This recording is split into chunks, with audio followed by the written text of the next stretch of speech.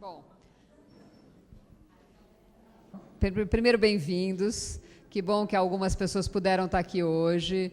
Acho que a ideia desse evento é um pouco para a gente retomar e ir conversando uma ideia que a gente teve no começo dessa chapa, que era juntar os cursos e fazer um encontro de todo mundo. Então, a ideia de fazer um dia juntos era para a gente poder estar abrindo um espaço do coletivo, de pensar um pouco nesse espaço institucional, de ampliar essas nossas conversas institucionais, né? Então, a ideia de estar chamando para um encontro de início é um pouco essa ideia, né? De começar uma conversa, todo mundo com todo mundo, ou recomeçar ou continuar, porque acho que a gente vem conversando nessa ideia, né? Então, essa é a ideia. Nós vamos funcionar da seguinte forma: vão ter algumas falas iniciais, depois a gente vai passar um filme, e aí está aberto para conversa de verdade, para todo mundo poder falar. Quem quiser falar estará aberto, tá bom? Então, acho que essa é a ideia. A gente vai tentar não ser longo, ser breve, para poder estar todo mundo participando, tá bom? Então, é um encontro inaugural com essa ideia.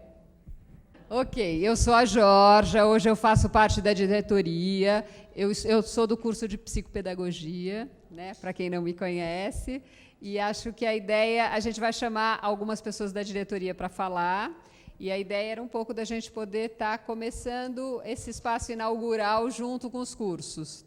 Então, a ideia vai ser assim: estou falando agora, vou chamar a Pompeia, que vem fazer uma palavra, e aí eu vou falar um pouco dos cursos. A Dalca vai falar um pouco dos centros e da clínica. Aí, na verdade, a Cristina vem conversar um pouco da clínica do testemunho. A Laurinda vai falar sobre o filme e que ela ajudou a montar com os filmes que tinham aqui na casa. E aí a gente conversa do filme. Tá bom? Acho que essa é a ideia para a gente começar. Eu só trouxe um poema para a gente pensar um pouco nessa integração e nessa conversa, porque eu fiquei pensando assim, que o que tem de interessante é a gente poder começar a fortalecer vínculo e continuar uma conversa longa e brincar um pouco junto, né? Então, eu peguei a Adélia Prado, que é uma querida, e pensei assim: na minha cidade, nos domingos de tarde, as pessoas se põem na sombra com faca e laranjas. Tomam a fresca e riem do rapaz de bicicleta. A campainha desatada, o aro afetado e enfeitado de laranjas. E bobagem!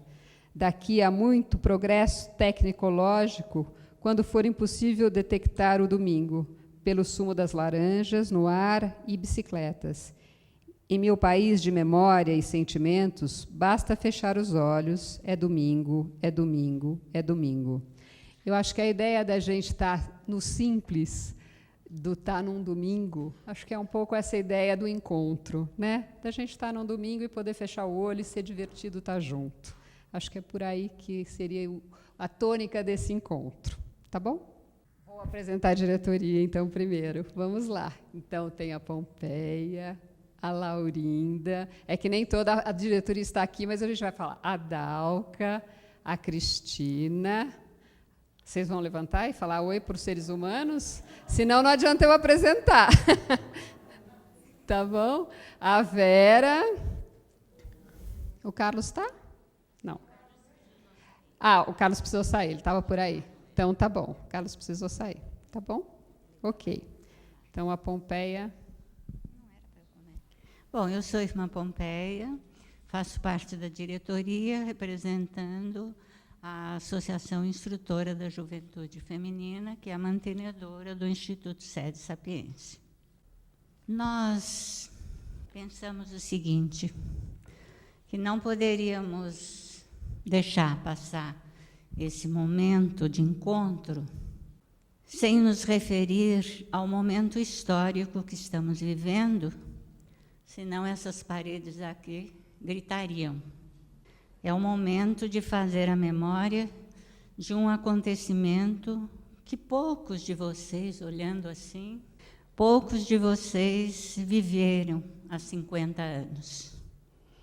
O golpe militar, que impôs ao Brasil a pior ditadura, que durou 21 anos, responsável por crimes contra a humanidade, terrorismo de Estado, censura e arbítrio. A sociedade toda, grande parte da sociedade, está relembrando, porque a memória deve contribuir para a gente esclarecer o que aconteceu, se apropriar do passado para compreender o presente e traçar caminhos novos para o futuro. É preciso fazer memória para não se esquecer e nunca mais acontecer. Eu disse que essas paredes gritariam, pois nos anos da repressão militar, esta casa, sob a força e a coragem da Madre Cristina, que foi a fundadora do Instituto SEDES, esta casa foi espaço de abrigo, apoio para os perseguidos e espaço de reunião para as pessoas que buscavam seus parentes desaparecidos. Esta casa tem uma história muito longa e sofrida desta época. Eu vou relembrar aqui somente alguns pontos a respeito deste acontecimento. Todo mundo já leu, já sabe, mas a memória é sempre importante. Diz que um povo sem memória é um povo morto, né? Então, nós temos que ir fazendo memória. É bom lembrar que o que houve no Brasil não foi um golpe só militar, mas civil-militar. Um golpe das forças econômicas, com o uso das forças militares. Um golpe dado com o apoio de grandes empresários multinacionais, nacionais, banqueiros, órgãos da imprensa, jornalistas, intelectuais, contrário às mudanças sociais exigidas pelos movimentos sociais, pela sociedade e propostas pelo governo de João Goulart. Queriam readequar o sistema, o regime, o sistema político, reformulando a economia a serviço dos seus objetivos. Todo o aparato de controle e repressão era acionado em nome da segurança nacional, mas, na verdade, significava a segurança do capital. A ditadura, que durou de 64 a 85, deixou um rastro de mais de 300 mortos, mais de 2.200 casos de tortura, cerca de 300 desaparecidos e mais de 1.700 pessoas foram penalizadas por decretos. O que é importante retomar aqui é a questão da anistia. Então, é bom relembrar o seguinte, que em 79 se começa a falar em anistia. Inclusive, nesta casa, se passaram vários movimentos na luta pela anistia. A Madre Cristina Maria foi uma das pessoas que fez parte desse movimento. Mas era uma anistia, essa anistia teve duas vertentes. A grande parte da sociedade, os movimentos sociais, falam de uma anistia para presos políticos, para todos os que são vítimas da repressão. Mas os repressores, prevendo a pressão das próprias forças econômicas, que começam a exigir a volta de um regime de direito, aproveitaram a luta popular pela anistia e introduziram na luta a ideia de uma lei de anistia ampla e irrestrita, para que todos eles saíssem ilesos. E assim se anistiasse os torturadores, os mandantes, os militares e os repressores e os financiadores do golpe. Com o surgimento da Comissão da Anistia há mais de 10 anos, e hoje com o surgimento das comissões da verdade, existentes a nível nacional, estadual, municipal, com suas pesquisas e denúncias, Toda a história do sofrimento vivido por milhares de pessoas nesses 21 anos estão vindo à tona e exigindo reparação e justiça. A tortura de Estado, que foi aprovada e aplicada pelos governos da ditadura, segue legitimada e é uma questão que precisa ser resolvida. É preciso esclarecer e punir os responsáveis. É preciso julgar e processar os que torturaram e mataram durante a ditadura militar, pois não há anistia para crimes como a tortura. E ela continua existindo. A lei da anistia precisa ser modificada no seu capítulo, primeiro artigo, capítulo 1º. É preciso processar e punir os torturadores. Exigir meia-culpa das Forças Armadas e das empresas que financiaram o golpe militar e sustentaram 21 anos de ditadura. Só então teremos alguma garantia de que, de fato, entramos num período de respeito aos direitos humanos. Por isso, não podemos nos calar. Por isso estou falando isso hoje, aqui nesta casa. Nós que vivemos essa história. E temos que falar, recordar, contar, para que as novas gerações ouçam, lutem e trabalhem, para que possamos ter uma verdadeira democracia, porque é preciso não se esquecer para que nunca mais aconteça. Tenho dito.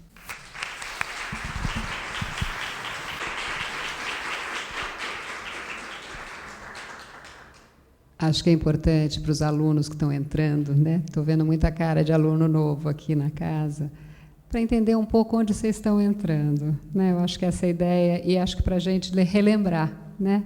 Estamos nessa casa, acho que nós temos feito um empenho de ter muitos cursos diferentes, de manter todas as abordagens possíveis, de ter uma conversa com este universo que é diferente e que é comunicável e que está junto.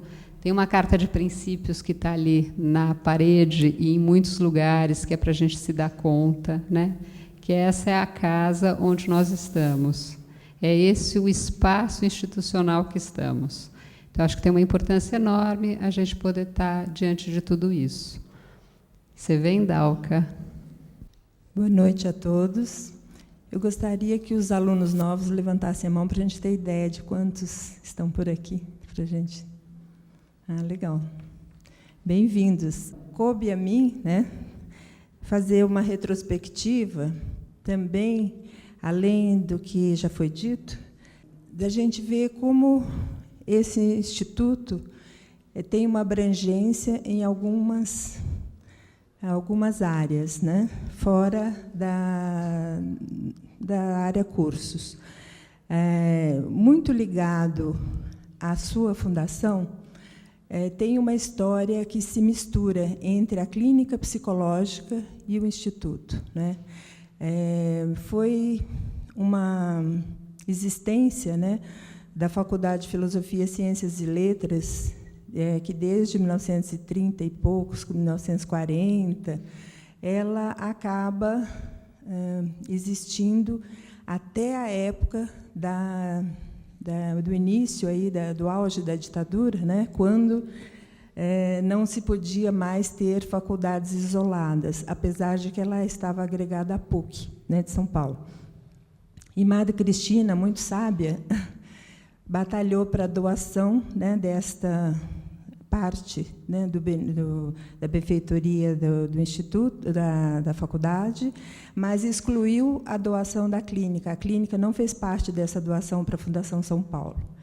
E, anos depois, né, fazendo todo um preparo, conseguiu, numa assembleia da associação, que essa clínica pudesse ser implantada aqui em Perdizes, nesse espaço que vocês estão conhecendo, né? E aí já foi com uma categoria de Instituto Sede Sapiense, Clínica Psicológica. Então, a gente vê que a origem da clínica ela tem essa história, né, aqui, de trazer, né, essa possibilidade de extensão desse alcance social que Madre Cristina pretendia. Então, a gente sabe que, a partir daí, começaram os cursos, né, vários cursos de psicologia, que foram se desdobrando dentro desse espaço, que, aliás, começou no outro prédio, na Caio Prado, e se estendeu aqui. Em 1977, então, foi inaugurado aqui esse espaço, né? Então, a clínica ela tem essa história junto da fundação do Instituto, né? Porque ela permitiu essa abrangência, né? E a gente vê que hoje, né, essa história vem se construindo no cotidiano das suas práticas, pelo investimento constante dos profissionais comprometidos que ali trabalham, né, através de sempre uma discussão constante, né, dessa nossa realidade. Essa clínica veio evoluindo, né, por várias gestões, até que houve uma implantação mesmo dela como serviço, né, prestado à comunidade. E aí a gente chega a se deparar, né, com a formação dessa clínica ampliada, né, que, de certa forma, ela se insere mais claramente no campo da saúde mental, né, e trabalha em sintonia com os vigorosos movimentos sociais pela reforma psiquiátrica, né, no Brasil e com o movimento da luta antimanicomial, né.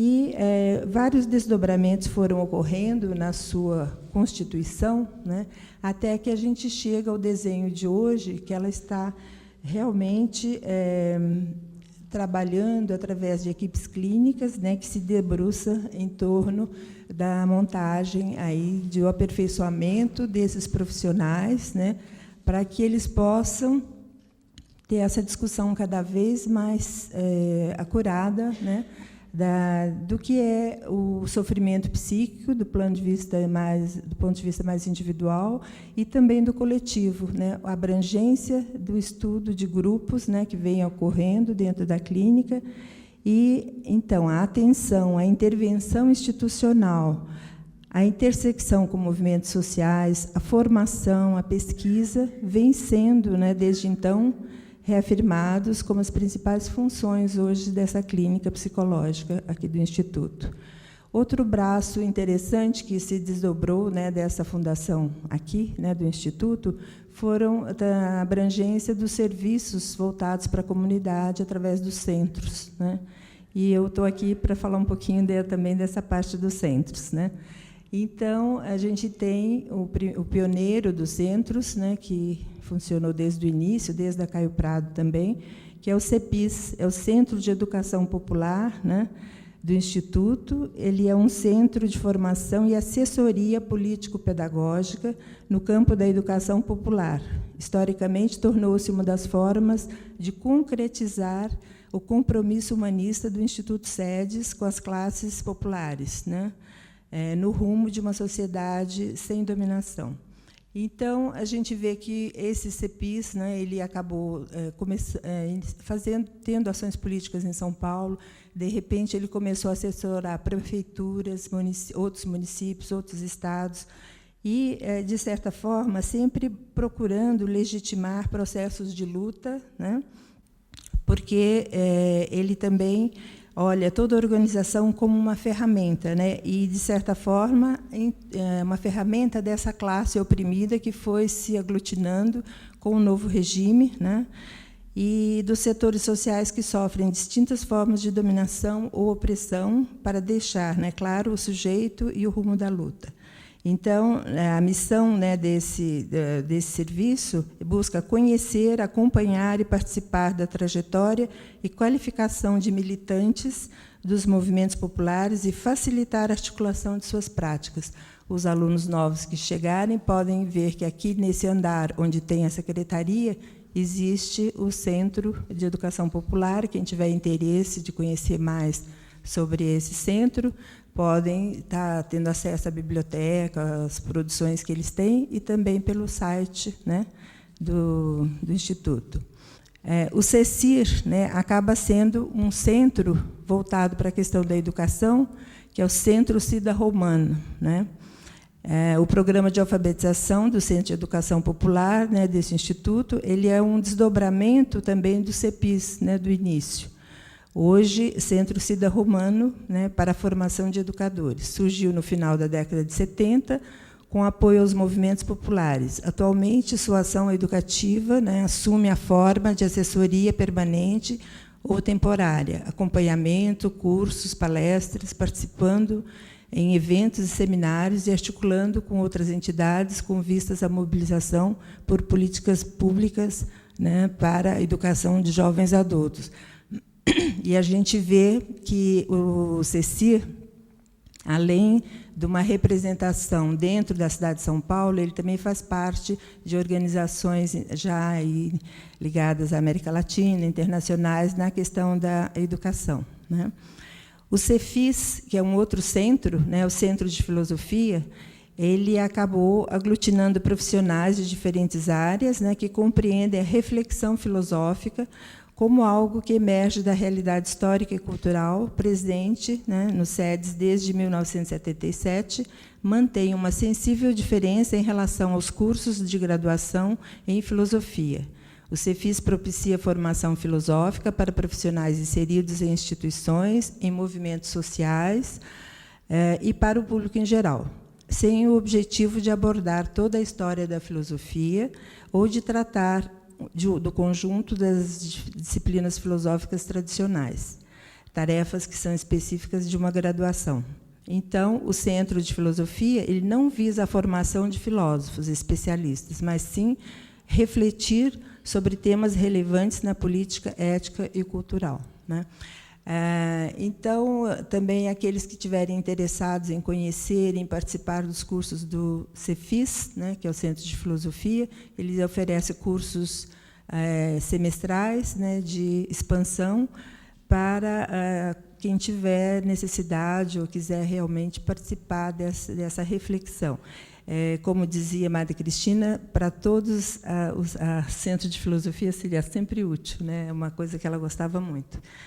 E, por fim, o Centro de Referência a Vítimas de Violência, né, do qual eu faço parte, que acabou sendo o que se instalou mais tarde dentro do processo de formação dos centros, no ano 2000, e que objetiva, então, realizar, né, trabalho de combate à violência doméstica e, de certa forma, um apoio às vítimas e também uma interferência junto aos abusadores, né? A gente atende a questão da violência doméstica de todas as suas gamas, né, a violência psicológica, física, sexual, né?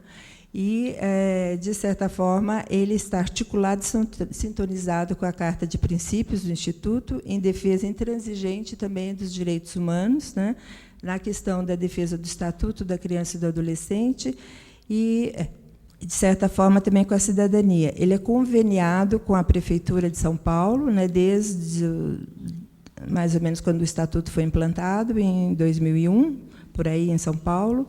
Ele vai intervir, né, no social e na saúde mental com vários programas. Então, a gente tem tratamento, prevenção. Atualmente, são 2 programas de prevenção, um de polos de prevenção nas regiões da cidade. Já foram implantados mais de 22 polos. E, atualmente, o programa que a gente chama de PIAR em Ninho Virtual, que é um programa de prevenção, de fortalecimento desse enfrentamento da violência junto aos jovens através da internet, né? Porque é uma ferramenta que hoje é muito apreciada e, então, quem tiver interesse, até já estamos divulgando, né? Temos uma página no Facebook que pode ser consultada com o nome de Projeto PIAR. Ele tem também um lançamento de uma cartilha para esses jovens, que faz uma alusão ao enfrentamento da violência agora na época da Copa do Mundo e, possivelmente, nas Olimpíadas. Então, de certa forma, é esse o panorama dos centros que atualmente estão, né? E aqui a gente tem também um outro programa que vai ser depois trazido pela Cristina Cares, né? Que é o programa de apoio, né, da Clínica do Testemunho, e que também faz parte de outra vertente do trabalho, né, do social aí, que a gente, de certa forma, tem muito carinho, tá bom? Então, da minha parte é isso.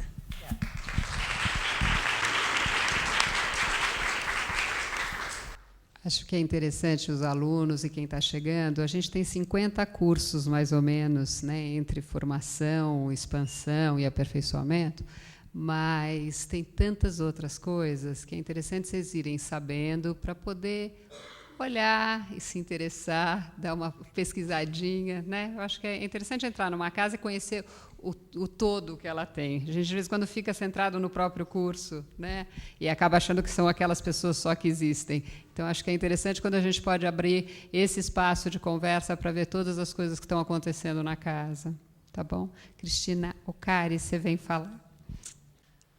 Acho que só na ideia de vocês saberem, assim, nós três estamos fazendo parte da diretoria, a Cristina faz parte desse serviço que ela vai contar um pouco, né? Acho que é interessante só para vocês irem se localizando. Meu nome é Maria Cristina Ocari, eu sou professora do curso de psicanálise. E agora, a partir de janeiro de 2013, sou coordenadora de um projeto que é novo, que se chama Clínica do Testemunho. Eu queria fazer, tenho pouquinho tempo para falar, mas queria falar que o Instituto Sede Sapiência tem em sua história, desde sua fundação, uma marca que tem a ver com a defesa dos direitos humanos, a luta pela democracia e pela resistência contra a ditadura militar no Brasil.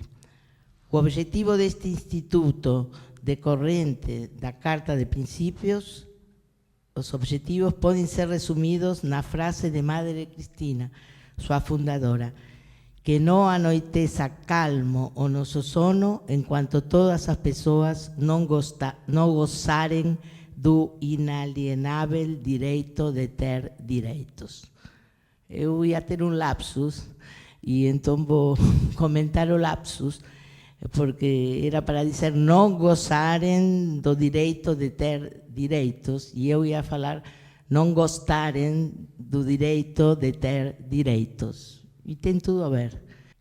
Então, a Clínica do Testemunho, em dezembro de 2012, o Instituto Sede Sapiência firmou convênio com a Comissão de Anistia do Ministério da Justiça.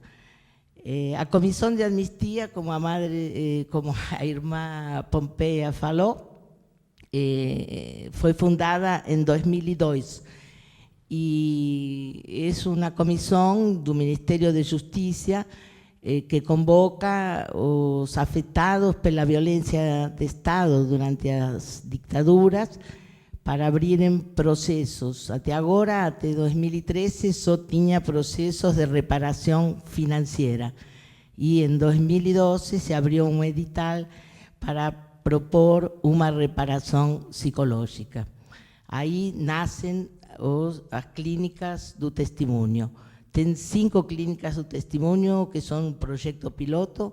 Uma é aqui no Instituto Sedes, outra em São Paulo, num outro instituto que se chama Projetos Terapêuticos, em Porto Alegre, um grupo em Rio de Janeiro e um grupo em Recife. Este projeto é muito importante porque coincide totalmente com a história dos SEDES, porque vou contar um pedacinho com respeito à clínica psicológica, nos anos da ditadura, acolhia e protegia aos perseguidos políticos. A clínica atendeu, sempre que necessário, a militantes das causas populares e democráticas e seus familiares, quando estes estivessem em sofrimento, e os protegeu, ocultando-los clandestinamente em seu espaço, quando estiveram em risco por sua escolha pela luta revolucionária. A clínica psicológica dos SEDES sempre se ocupou e se continua ocupando dos desdobramentos psíquicos e sociais das diversas formas de violência de Estado, inclusive das atuais. Então, o projeto Clínicas do Testemunho da Comissão de Anistia, é do SEDES. Nós somos um grupo de 7 psicanalistas que trabalhamos com a premissa de que a possibilidade de reparação psicológica se faz rompendo o silenciamento em diferentes níveis e espaços, dependendo da singularidade da demanda dos que se aproximam de nosso projeto. Vocês sabem, como a irmã Pompeia falou, que segunda-feira são 50 anos do golpe militar. Todas as políticas que tiveram, em nome da governabilidade durante a ditadura, se tentou fixar um pacto de silêncio, onde não se deve olhar mais para o passado, não se devia olhar, segundo esses mandamentos, sob a pena de abrir-se as feridas. Nestes termos, constata-se um uso político da memória para coincidi-la com a hermenêutica dos dominadores, e isto, em verdade, constitui-se em uma não memória. Em um sentido estritamente psicanalítico, o traumático é aquilo que retorna e está ligado à repetição. Não tem a ver só com o fato traumático em si, sino com a impossibilidade de nomeá-lo. Então, este grupo, esta equipe de trabalho, trabalha em 3 frentes. Um eixo que é um eixo clínico, onde a gente convoca e aproveita esta oportunidade que vocês estão conhecendo o projeto para dizer que vocês podem irlo divulgando e oferecer para as pessoas que passaram por situações de prisão, de tortura, ou familiares dessas pessoas que podem nos procurar nos SEDES. A gente faz os atendimentos em grupos.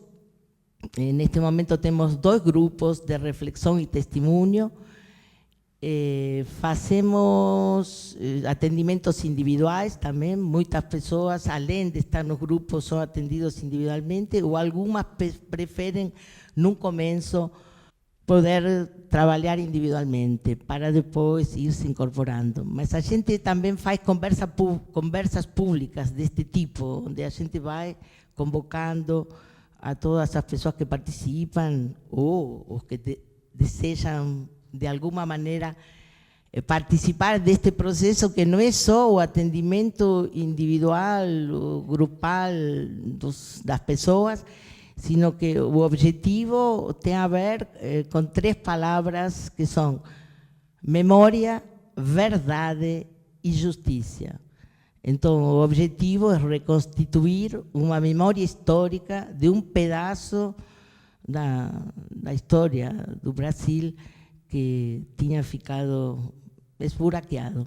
Tinha ficado, porque se vocês prestam atenção, nesta semana, que é a semana prévia aos 50 anos do golpe, tem inúmeros programas, e tem 2 programas que estão acontecendo e que lhes aconselho que assistam, que são da Comissão de Anistia, porque a Comissão de Anistia, além do projeto Clínicas do Testemunho, tem outro projeto que se chama Marcas da Memória, e tem dinheiro para financiar filmes e projetos, não? Então, está na TV Brasil, está passando esta semana, hoje é o 3º capítulo, um filme o filme vai passar, é diferente o filme que a série, mas a temática são os advogados durante a ditadura. Eu vi ontem, realmente é emocionante, trágico, mas é uma maneira de que a nível... E hoje, na GNT Globo, vai começar um seriado que vai ser todas as quartas-feiras, que se chama Mulheres em Luta, e que são diversos depoimentos de companheiras presas, torturadas. Bom, além disso, jornais, etc. Está se produzindo algum tipo de movimento. E nós queremos aproveitar este movimento. Este é um projeto piloto que tem 2 anos, termina no final agora do 14, mas nós fomos agora para Recife, em um congresso pelos 50 anos do golpe e a justiça de transição no Brasil. E talvez o que discutimos é que pode ser que se abram as perspectivas desde o Ministério da Justiça que isto continue. Estamos fazendo, e termino, oficinas de multiplicação de agentes da saúde e da justiça. Esta semana, na semana passada, terça-feira, hoje é 25, sim, mas ontem 25 menos 7, 18 de março, a gente fez uma oficina com 40 pessoas, a segunda oficina, que são trabalhadores da saúde mental, dos CAPs, dos Centros de Atenção Psicossocial e da Promotoria e da Defensoria do Ministério da Justiça. E é muito interessante tudo o que vai acontecendo, a gente tem perspectivas de fazer mais 3 oficinas para ir multiplicando nos centros de atenção que muitas pessoas, e também todos vocês, nos cursos, etc., possamos estar atentos e habilitados e treinados, atentos a poder escutar determinadas situações traumáticas que não aparecem tão facilmente. Por aqui paro.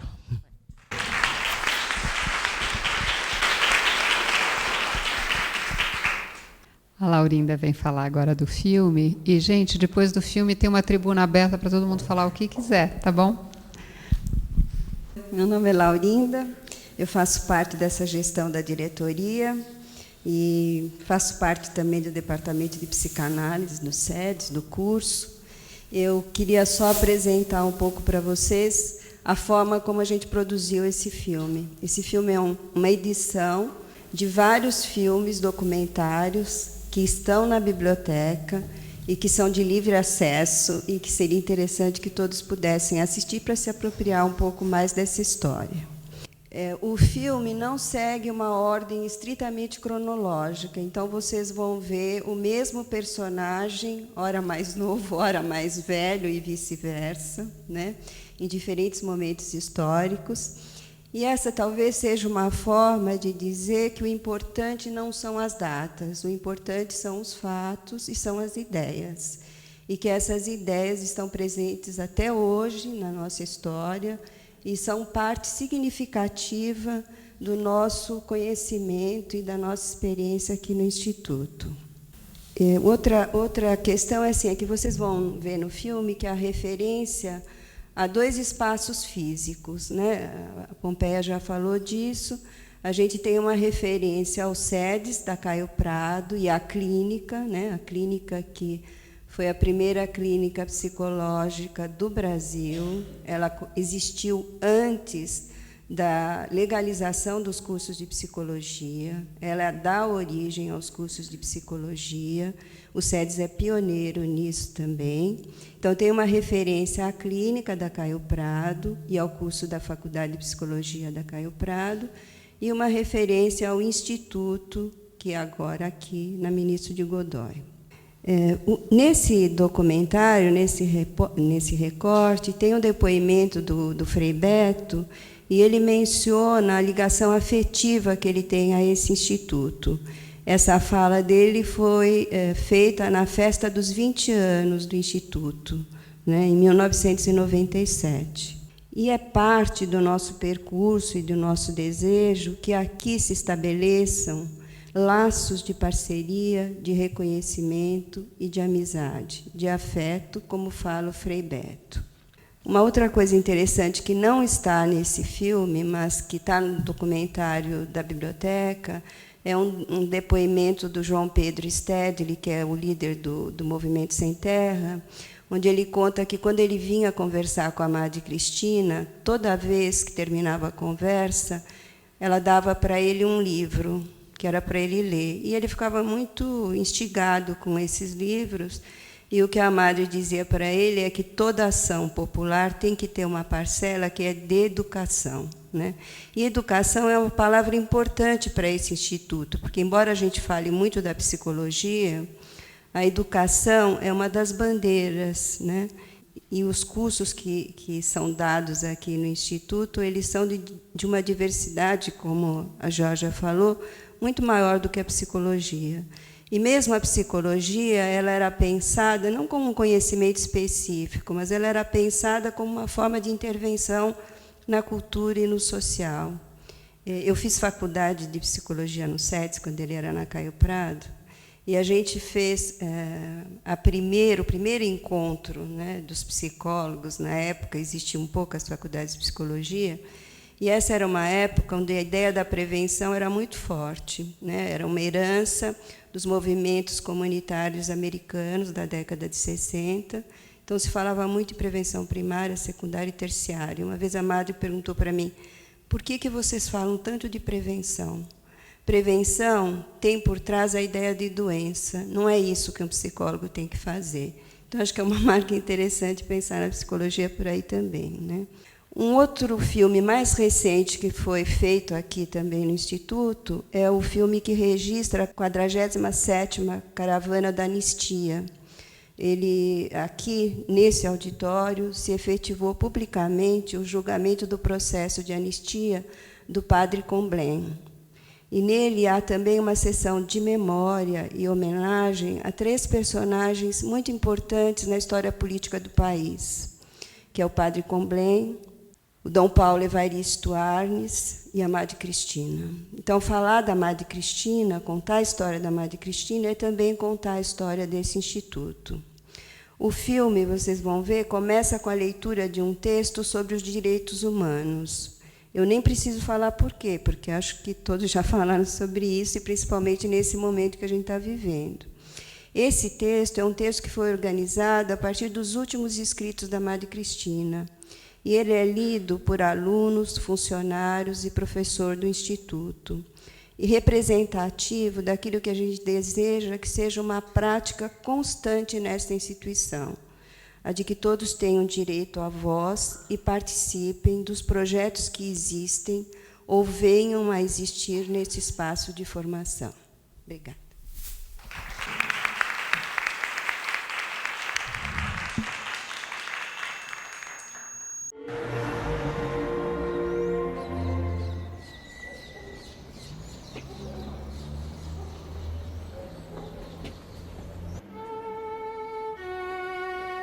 Respeita os direitos humanos, uma sociedade onde alguns poucos ganham salários sem mínimos, enquanto a massa recebe mínimos que nem salários são?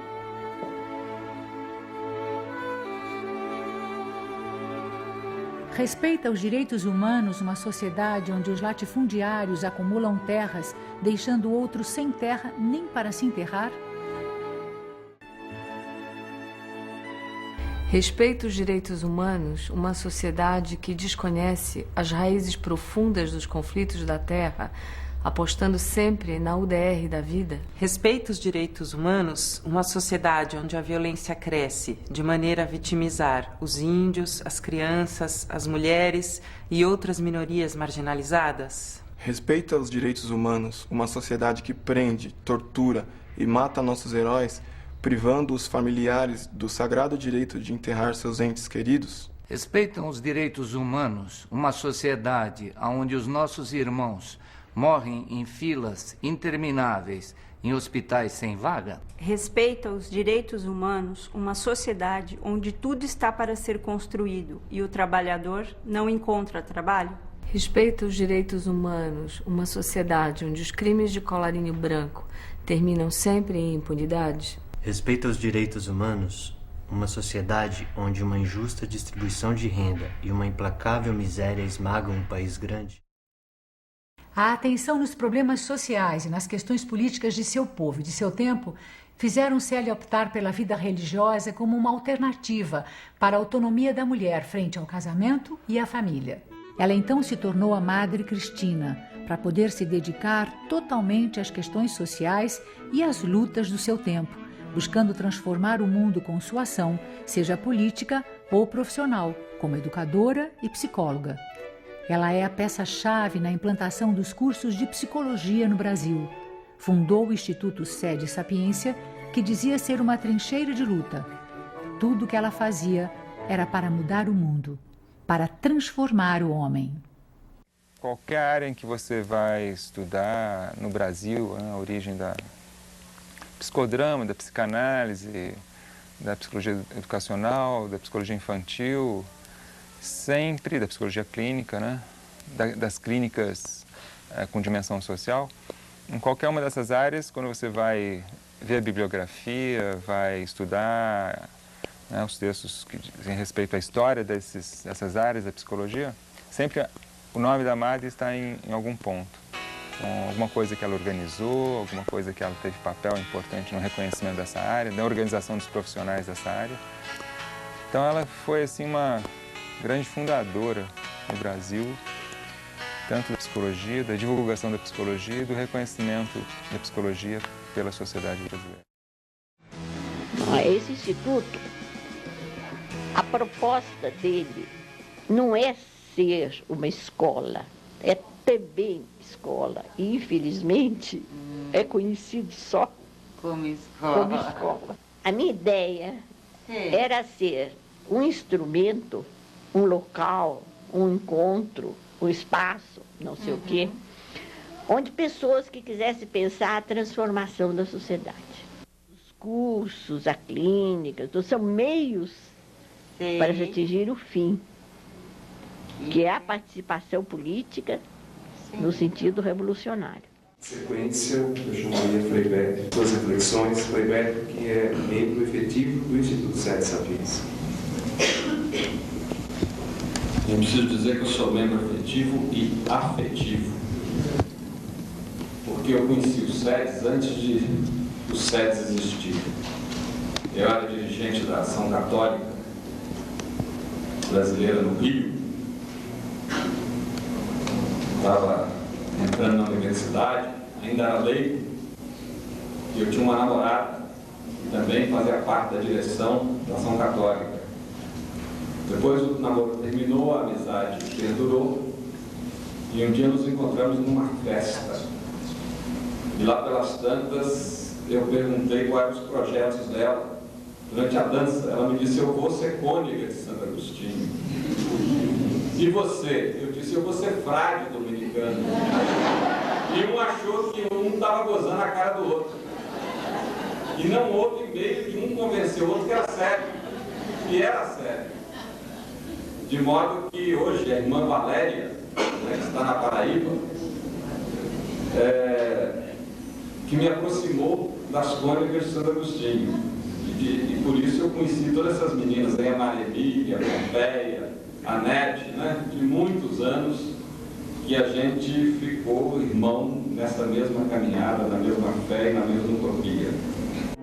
A Madre Cristina era uma religiosa que tinha uma cabeça muito aberta, né? Ela se aliava com todo esse segmento progressista da Igreja Católica, e uma pessoa, durante a ditadura militar, muito próxima à esquerda, uma pessoa de uma fé extremamente profunda e identificada com as comunidades eclesiais de base, com a teologia da libertação. Em 1978, eu morava ainda em Vitória, no Espírito Santo, e já ligado a uma equipe de educação popular que funcionava no Sede Sapiência e que depois veio a ser conhecida como CEPIS. Esses movimentos sociais, depois, a partir de meados de 70, também os movimentos sindicais, a Madre Cristina era a grande mãe de todo esse processo. Ela, né, abria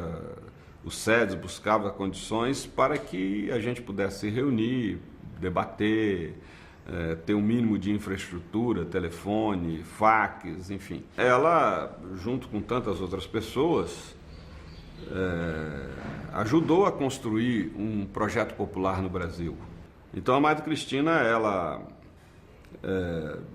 poderia dizer que, de certa forma, está na origem de uma série de lideranças de movimentos sociais que hoje ocupam funções importantes na política brasileira. Depois eu vivi muito esse momento da ditadura, esse momento de sofrimento. E vi e pude presenciar essa fidelidade da Madre Cristina ao seu ideal. A um ideal de luta, querendo levantar as pessoas, querendo mudar o Brasil, querendo tirar as pessoas do sofrimento. Isso era uma coisa que ela encarnava. Ela queria ao mesmo tempo a luta, mas ela não queria ver o sofrimento dos que estavam envolvidos. Eu mesma acompanhei a Madre Cristina levando comida à noite em prisões onde estavam presos políticos, escondidos sempre. Era um momento dificílimo. Ela se expunha e ia levar comida ou escondia até no próprio Instituto Sede Sapiência onde ela trabalhava. Ela escondia quando ela estava sabendo que um dos alunos podia ser preso, ou um dos professores, ou outros que estavam envolvidos nesse movimento, ela escondia. Ela não gostava da parte das autoridades religiosas que não compreendesse esse momento que estávamos vivendo. Isso ela era contra.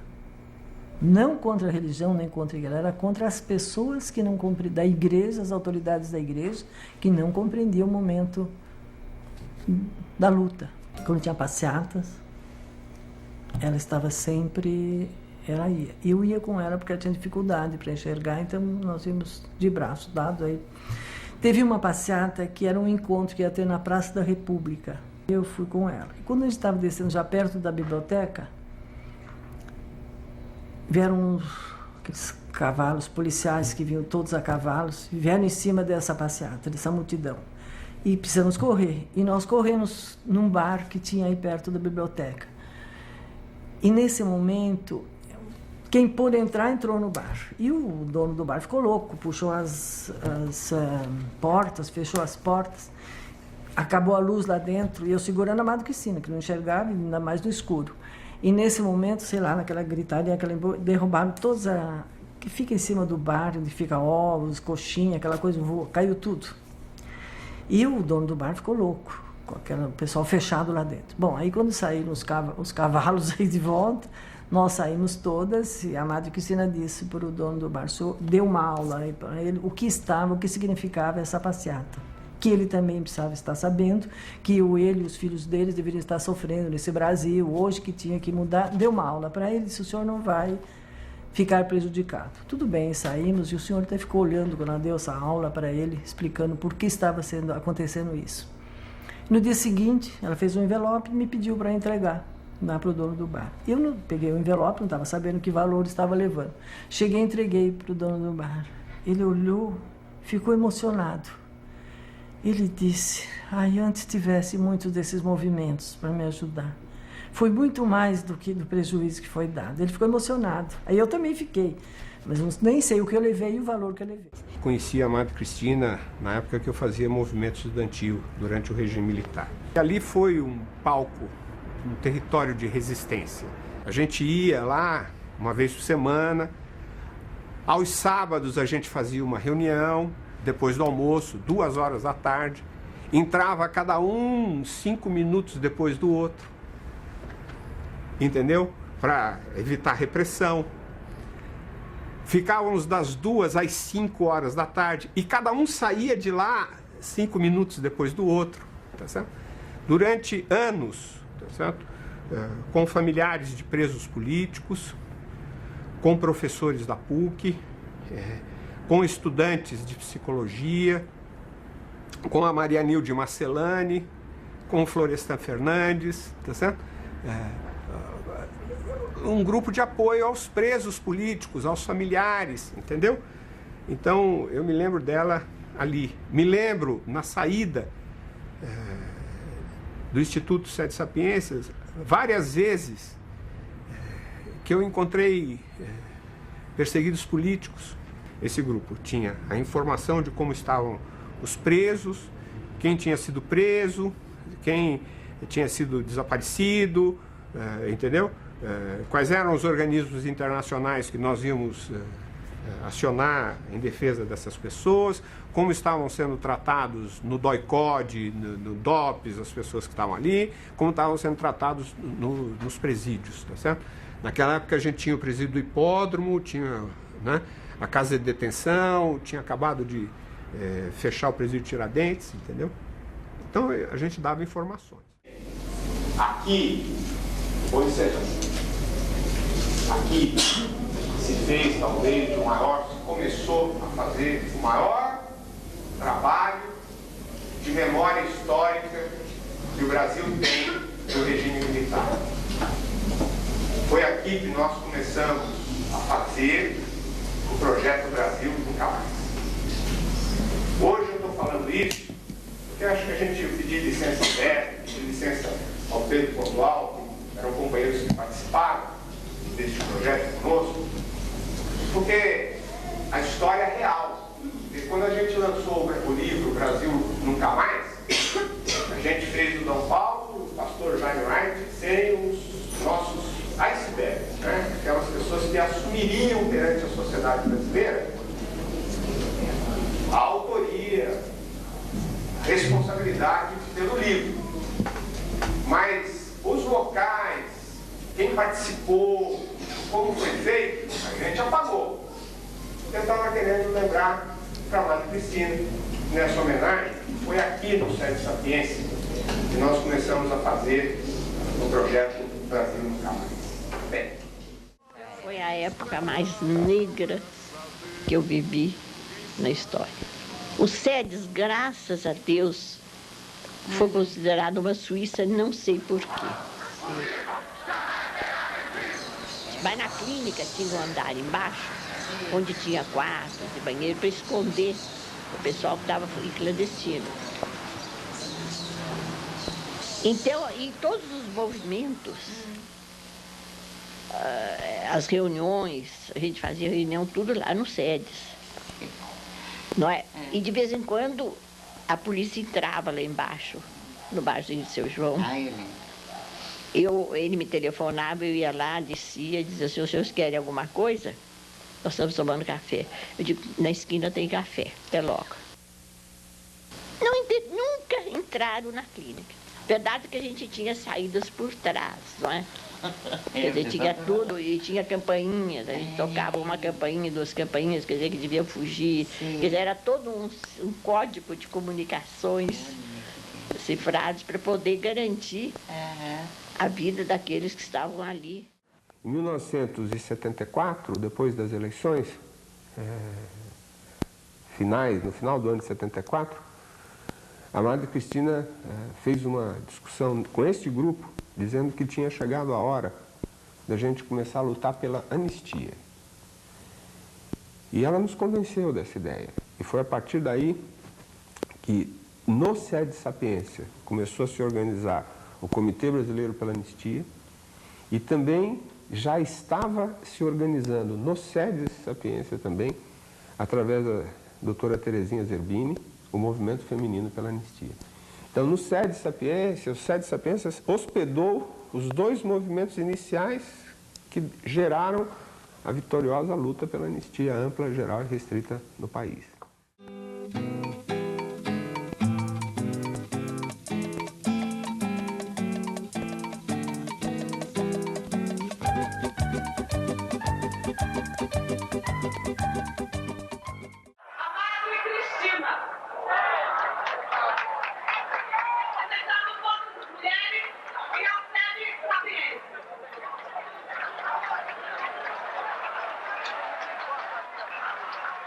Vamos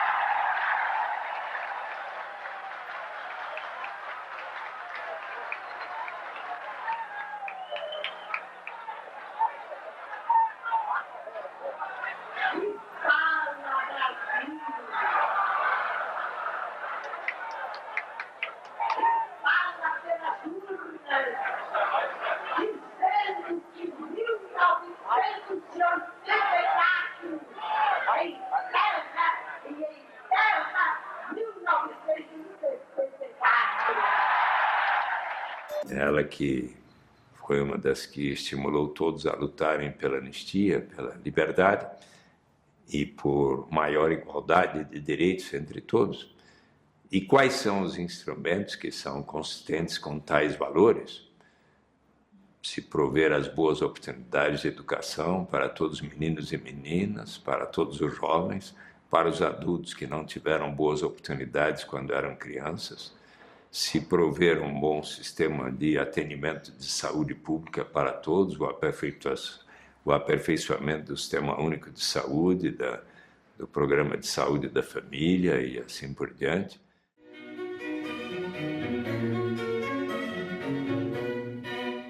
A gente poderia dizer que a Madre Cristina foi talvez a primeira psicóloga a corajosamente trazer para o campo da psicologia a questão da política, a questão do posicionamento social que o psicólogo deve ter, que da visão dela obrigatoriamente deveria ter. Ela produziu conhecimentos no campo da clínica, mas ela fez uma clínica compromissada, ela fez uma clínica que depois se transformou num instituto que formava psicólogos, forma ainda hoje psicólogos, especializa psicólogos e que tem um posicionamento social, tem uma preocupação em olhar a realidade brasileira, em buscar qual é o tipo de profissão, qual é o tipo de psicologia que a sociedade brasileira precisa. Em 1977, Madre Cristina funda o Instituto Sede Sapiência. Ela o define como um espaço aberto aos que quiserem estudar e praticar um projeto para a transformação da sociedade, visando atingir um mundo onde a justiça social seja a grande lei.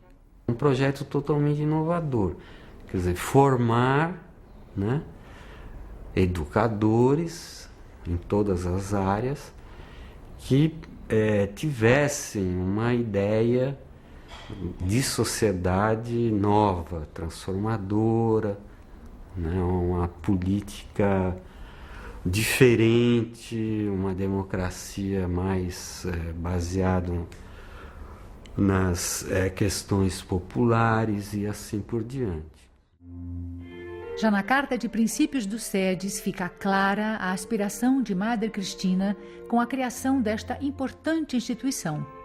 Assumir sua parcela de responsabilidade na transformação qualitativa da realidade social, estimular todos os valores que aceleram o processo histórico no sentido da justiça social, da democracia e do respeito aos direitos da pessoa humana, pautando suas atividades pelas linhas fundamentais que consagram o homem como princípio.